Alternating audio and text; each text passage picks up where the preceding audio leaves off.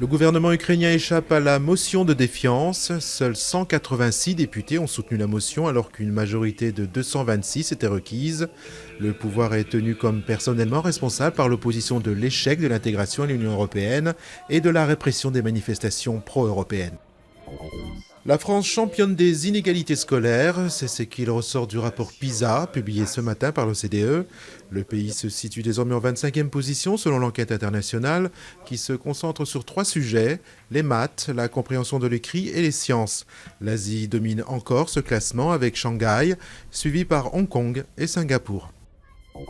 Autre rapport très attendu, celui de Transparency International sur la perception de la corruption dans le monde. Les pays scandinaves se maintiennent dans le peloton de tête, sans surprise. Pas de quoi pavoiser concernant la France, elle conserve sa 22e place, loin derrière l'Allemagne et le Royaume-Uni.